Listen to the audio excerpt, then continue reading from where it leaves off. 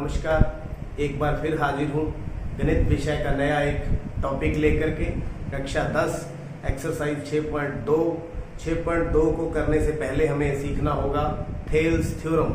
तो थेल्स जो गणितज्ञ था उसके द्वारा ये थ्योरम दी गई है, जिसको हम हिंदी में प्रमेय बोलते हैं। इसका दूसरा नाम आधारभूत सांपातिकता प्रमेय भी बोलते हैं, इंग्लिश में बेसिक प्रोपोर्शनैलिटी थ्योरम यानी कि बीपीटी। ये थ्योरम है क्या, सबसे पहले इसको सरल भाषा में सीखेंगे और फिर हम इसको सिद्ध करेंगे। यदि किसी त्रिभुज की एक भुजा के समानांतर अन्य दो भुजाओं को भिन्न भिन्न दो बिंदुओं पर प्रतिच्छेद करने के लिए एक रेखा खींची जाए, मतलब हमारे पास ये एक त्रिभुज है, हम इसको नाम दे देते हैं ए बी सी। इनके समानांतर इस त्रिभुज के समानांतर अपन ने एक रेखा खींच ली DE। कौन सी? DE, जो अन्य दो भुजाओं को एक ही अनुपात में विभाजित करती है। मतलब ये ए बी पर बिंदु है, ये AC पर बिंदु है, ये इसके समानांतर है। ये तो हो गया दिया है। सिद्ध करना मतलब जो होता है AD बटा DB, AE बटा EC, इन दोनों का जो अनुपात है वो क्या होगा? बराबर। तो सरल भाषा में यदि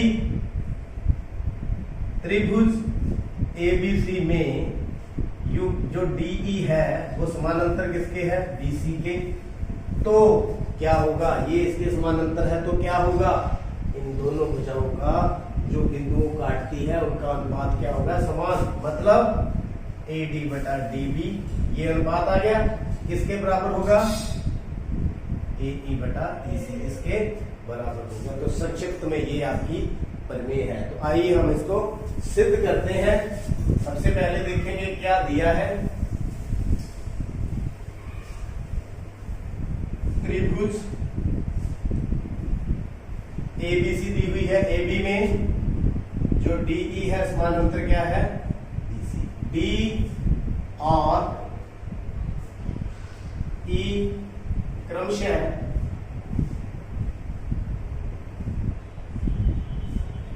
AB और AC पर स्थित बिंदु है, ये हमें दिया हुआ है। सिद्ध क्या करना है?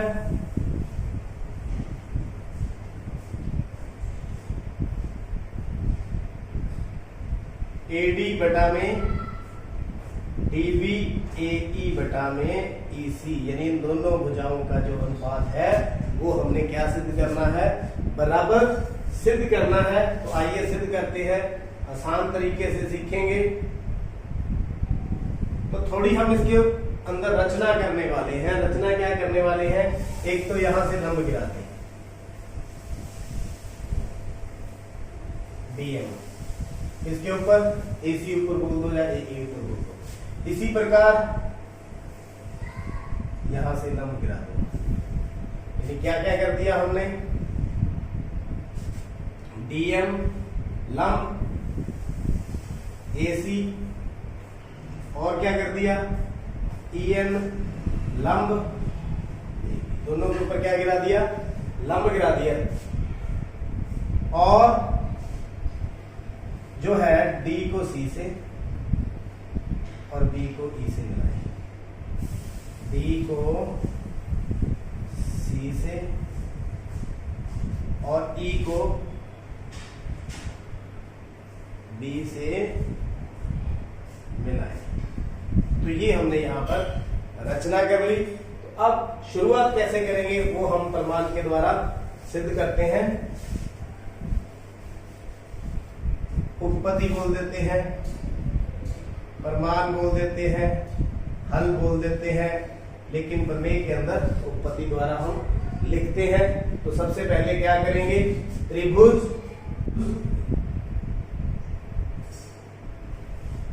ADE, ये ऊपर वाले त्रिभुज ADE का क्षेत्रफल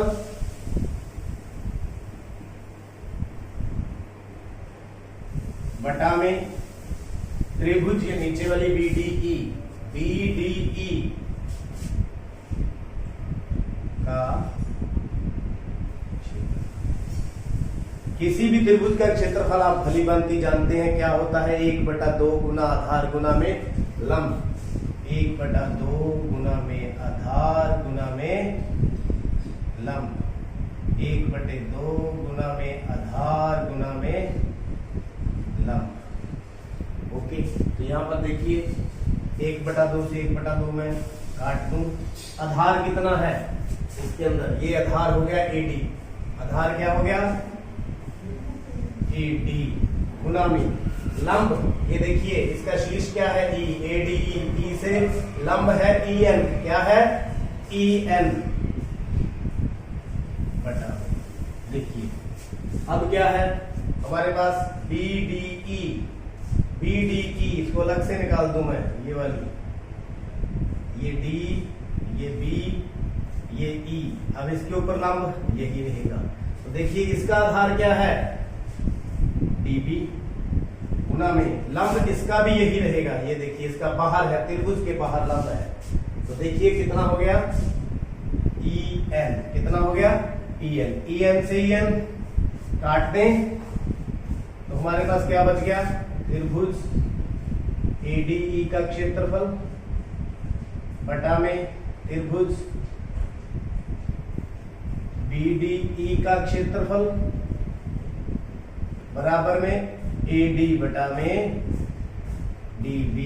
दिस इज नंबर 1, इसको क्या लिख दूं मैं, नंबर 1। इसी प्रकार त्रिभुज, फिर हम दोबारा वापस ADE का क्षेत्रफल देखें, ADE का क्षेत्रफल बटा में, देखिए बटा में आप इस साइड वाली त्रिभुज लेंगे, कौन सी CED, त्रिभुज CED का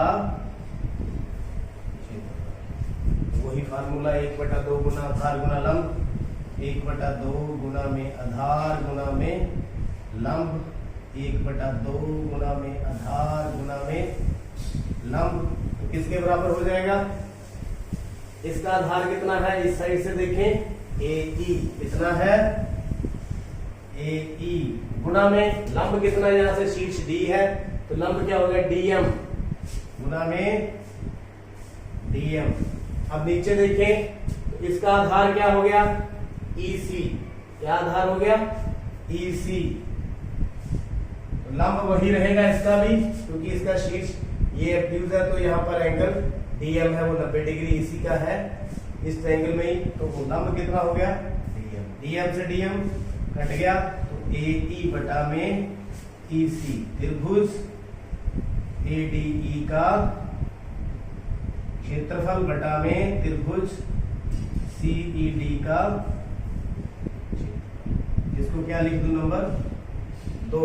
आप जरा ध्यान से इसको देखें, हम आंसर की तरफ बढ़ रहे हैं, AD बटा DB AE बटा EC, AD बटा DB AE बटा EC।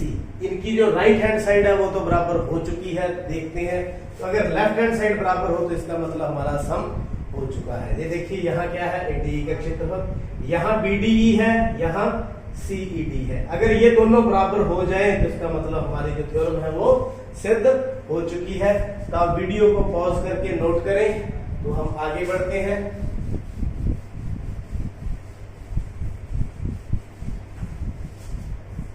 तो देखिए अब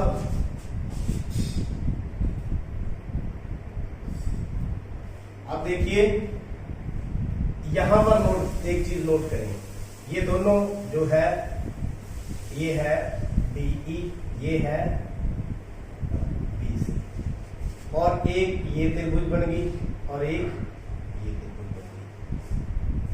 ये देखिए इनका बेस दोनों का सेम है, दोनों का बेस क्या है सेम है, बेस सेम है, दोनों समांतर भुजाओं के बीच में है, इसमें है समांतर भुजाओं के बीच में है और इनका आधार एक है। तो 9वीं कक्षा में आप पढ़ चुके हैं ऐसी त्रिभुजें जिनका एक ही आधार हो और समांतर भुजाओं के बीच में हो तो उनका क्षेत्रफल क्या होता है एक होता है। अतः जो त्रिभुज है कौन कौन सी होगी, एक तो CDE एक BDE, BDE का क्षेत्रफल बराबर में त्रिभुज CED का क्षेत्रफल। बराबर है ये दोनों। क्यों बराबर है? इनका जो एक ही आधार है, देखिए कौन सा ले लें, ये वाला DE समान आधार तथा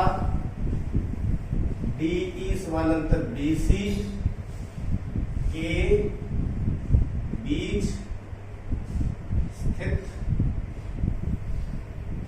त्रिभुजों का क्षेत्रफल समान है। मेरे ख्याल में क्लियर हो गया। इसको क्या लिख दूंगा? नंबर 3। तो देखिए 1, 2 तथा 3 से ये देखो ये भी बराबर हो गए, ये तो सेम है। इसका मतलब AD बटा DB बराबर में AE बटा BC। मेरे ख्याल में क्लियर हो गया। बस एक ही था क्षेत्रफलों का अनुपात निकालने पहले, फिर जो BDE है और CED है उनका क्षेत्रफल बराबर है ही।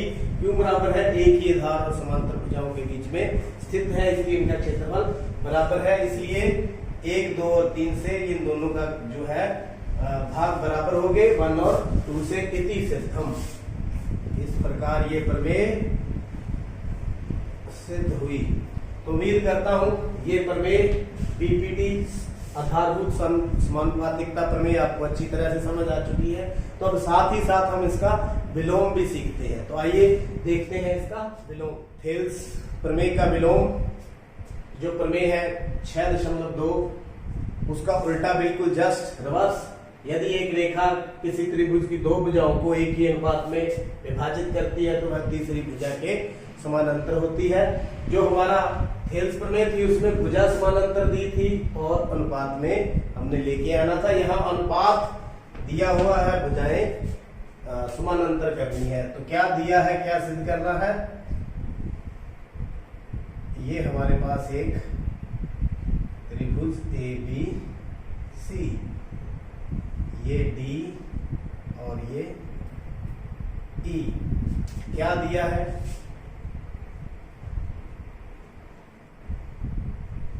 त्रिभुज ABC जिसमें B और D और E क्रमशः AB और AC पर बिंदु इस प्रकार हैं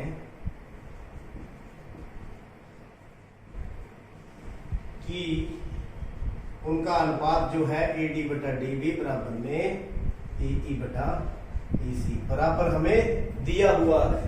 क्या सिद्ध करना है?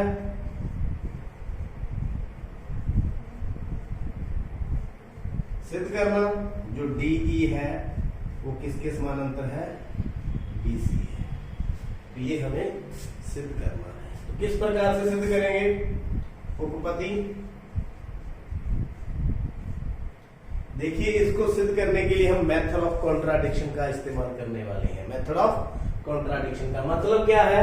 मान लेंगे भी ये समानांतर नहीं है, मान लीजिए ये समानांतर नहीं है, विरोधाभास विधि, मेथड ऑफ कॉन्ट्राडिक्शन, विरोधाभास।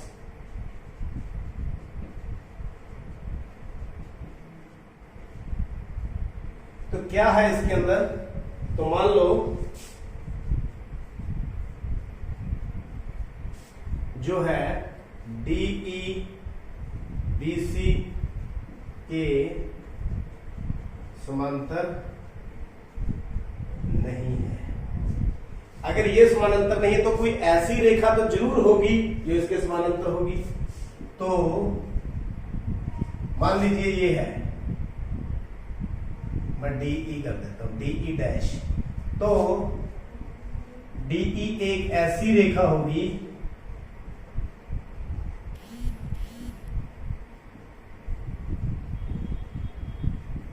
जो BC के अवश्य समानांतर होगी।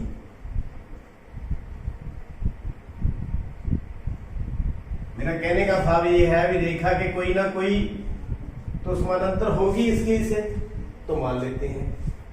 अब देखिए त्रिभुज ABC में DE जो है वो किसके समानांतर है?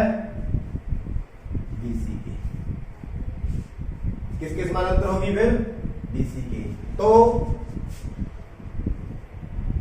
AD बटा में DB किसके बराबर होगा? AE डैश बटा में E डैश C, ये बटा ये होगा। क्यों? थेल्स प्रमेय द्वारा। थेल्स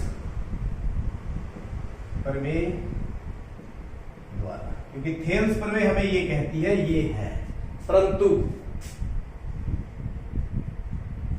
ये हमें दिया हुआ है AD बटा DB बराबर किसके दिया हुआ है? AE बटा EC। ये हमें पहले से दे रखा है, इसको क्या दे देंगे? नंबर 2। तो देखिए 1 तथा 2 से, 1 तथा 2 से क्या हो गया? इनकी लेफ्ट हैंड साइड बराबर है, तो तीनों आपस में क्या हो जाएंगे? बराबर। मतलब AE बटा में EC बराबर में AE डैश बटा में EC। तो ये देखिए, ये हमारे पास लेफ्ट हैंड साइड बराबर थी, राइट हैंड साइड बराबर होगी, तो EC से EC कट गया। इसका मतलब क्या हो गया? AE बराबर AE डैश। तो यहां आप देखिए, क्या ये दोनों बराबर हो सकते हैं? ये AE है, ये AE डैश है, तो यह संभव नहीं। यह संभव नहीं। यह तभी संभव है, यह तभी संभव है जब E और E डैश एक ही बिंदु हो, एक ही बिंदु हो। तो ये एक ही जगह पर होगा तभी यह संभव है। तो हम क्या लिखेंगे फिर?